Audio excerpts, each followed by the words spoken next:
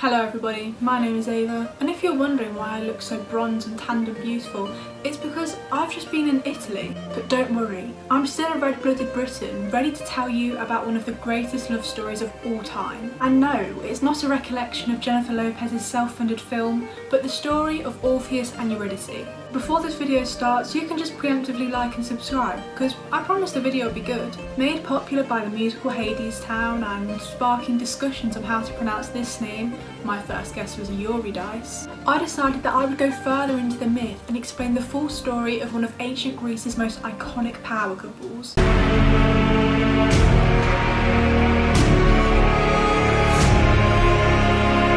Now Orpheus, like most figures in Greek mythology, had famous parents. However, he was pretty cool in the fact that he had very musically inclined parents. It was said that his father was Apollo, the god of music, and that his mother was Calliope, the muse of poetry. Now if you can't quite understand the degree of this musical lineage, think of Orpheus as Blue Ivy Carter being the daughter of Jay-Z and Beyonce. And this comparison is more accurate as Apollo wasn't exactly the most faithful partner either. Suffice it to say, Orpheus had musical nepotism genes running through his veins. Orpheus was said to have had a beautiful voice, being able to enchant anyone who heard it. And perhaps Jennifer Lopez has the same, with this being the reason why she always gets other people to sing her songs for her. However, the comparison with Miss Lopez ends there, because Orpheus's music couldn't be resisted by anyone. And we can see that this is not the case for her by looking at her recent concert sales. Apollo presented Orpheus with his famous lyre when he was a boy, and it was said that Orpheus mastered the instrument very quickly. Not only was his music easy on the ears, but it was also said to broaden the minds of its listeners, like how I feel after I listen to Bohemian Rhapsody. Aside from being a talented musician, Orpheus also had an adventurous side.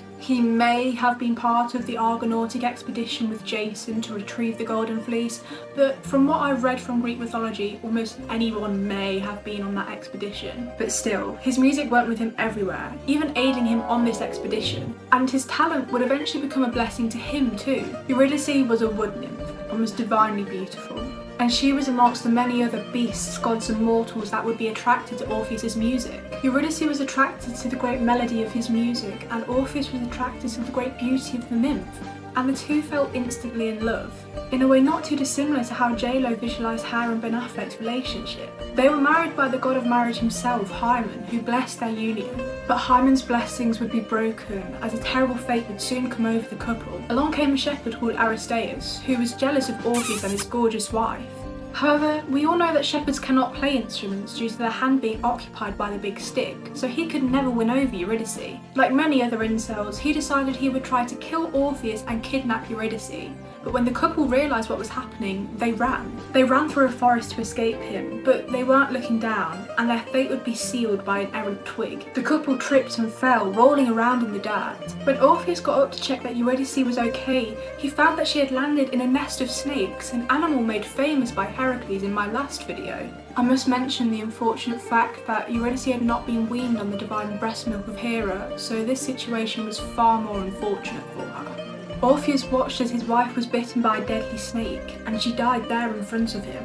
It should be noted at this point that Aristaeus had just left after watching them trip over, likely returning to do what a Welshman does best. A life without his lover was meaningless, and Orpheus was devastated. He must have felt similar to how Jennifer Lopez felt in the hit film This Is Me Now, apart from the fact that the music had now gone from Orpheus's life, which may have been an improvement from J-Lo. Orpheus didn't go from having a little to a lot like Jenny from the block, but in fact the opposite. Without Eurydice, he had nothing. Apart from one thing, a plan to get her back. He devised a plan to get her back, but I say a plan, though it wasn't very convoluted. He simply decided to walk into the underworld, a completely different realm mind you, and ask his dad Apollo if he would convince Hades to hear his plea. Now this plan would have fallen apart if Orpheus was just a normal person not having these great connections. For example, I bet Hades wouldn't hear my plea if I went to the underworld to get my lover back. So thanks Dad for being a normal person, not being the god of the sun and the music. Playing the guitar really isn't enough. Safe with the knowledge that his dad's connections would let him go anywhere he wanted to, he marched down to the underworld with his weapons and his lyre. He approached Hades and demanded to be let in, to which he was, unchallenged. We can presume at this point that Orpheus would have been annoyed that he brought his weapons with him, adding all that carry weight, as he forgot that you can't in fact kill the dead. Orpheus stood in front of Hades and Persephone and demanded, in what was noted to be a voice that was soothed and pleasing to the ears, to allow his wife to come back with him. Then, to really butter everyone up, he decided to start playing his lyre in his beautiful melodic fashion. They could recognise the pain in his voice and the sorrow in his music, and it was noted that even Cerberus wanted to cover his ears to stop being so sad.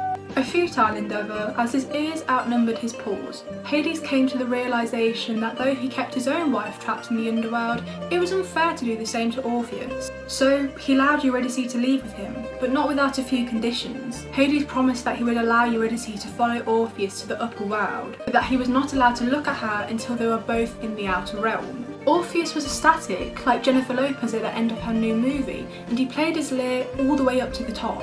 He was confident as he could hear Eurydice's steps behind him on the floor. Orpheus could feel the light as they approached the exits of the underworld, his adrenaline pumping through him. He stepped his feet into the outer world and, elated that he had finally gotten his wife back, turned around to hug her. However, Eurydice had not yet made it out of the underworld, and as soon as Orpheus had turned around to look at her, she had been dragged back down, in a tragic fashion that could only be compared in the modern day to J-Lo and Ben Affleck selling their house together. Eurydice was gone, and for good this time. Orpheus tried to walk back into the underworld, but the gates were closed on him and he was denied further entry. And after this, Orpheus didn't know what to do with himself. He would walk around aimlessly, miserable, like I did when I came back from Italy to bad weather and miserable people. He did what most sane people do after losing their lover, deciding to never talk to a woman ever again. Apparently one of his favourite pastimes was to just lie on a rock and mope all day. Due to my lack of large rocks, I instead choose to just stare wistfully into the pond in my garden. And it turns out that completely ignoring women forever and never acknowledging them as people angers many. The Maenads of Dionysus became fed up with this. They decided to go with a completely sane and valid reaction of killing and dismembering Orpheus, throwing his body parts into a nearby river. Listen carefully, incels, because this is the fate that awaits you. The Muses, bearing in mind one of them is Orpheus' own mother, found his head and dismembered parts floating down this river. They decided to give him a proper burial, and in the most bittersweet fashion, Orpheus and Eurydice were now reunited in the underworld. So that is it for today. We have learnt that music can do some extraordinary things, that we should always make sure we are fully in the light, and the funny things men can do when they grieve a death. Now the funny thing is that I started writing this script before I went to Italy, and whilst I was there I was in a museum that showed this exhibition of paintings and artwork of Orpheus and Eurydice. All of these artworks are currently on exhibition in the Palazzo Medici Riccardi in Florence, and I'll be showing a few pictures at the end for any of you that are interested. But please don't forget to like, subscribe, follow my Instagram, follow Isabel's Instagram. That is it for today. Bye bye!